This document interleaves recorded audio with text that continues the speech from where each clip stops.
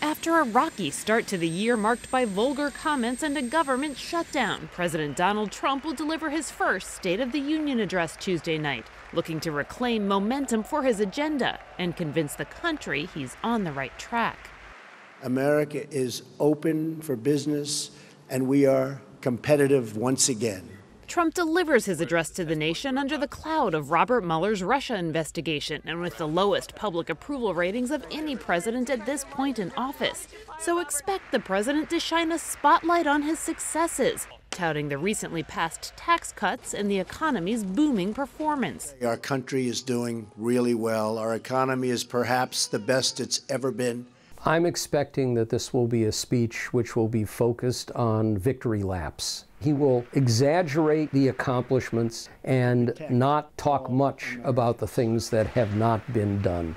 Trump will attempt to make headway on an issue at the heart of the government funding impasse: immigration. The president is proposing a pathway to citizenship for 1.8 million of the so-called dreamer immigrants, as well as $25 billion in funding for a border wall and other security measures. We're going to treat people very well, and we're going to solve a problem that is a very tough problem to solve.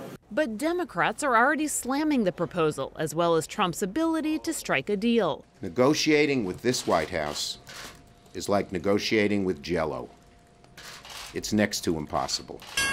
Trump will also preview his long-awaited infrastructure plan, proposing to put some $1.7 trillion into rebuilding the nation's crumbling roads and bridges. The White House hoping to find a rare area of potential compromise during the midst of a contentious midterm year. That's the kind of thing that could still get some bipartisan support. You know, what can be bad for bringing in a shovel-ready project into your district or your state as you're going into a re-election? On national security, Trump will praise his administration's progress on fighting the Islamic State group.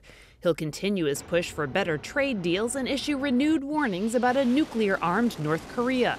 I've got to believe we will have at least one rocket man, if not two, mentions. I would expect that Trump is going to tout his Middle East policy, which is getting some acclaim and which, of course, is viewed rapturously by the Israelis. What I don't expect is that he will say much of anything about Russia.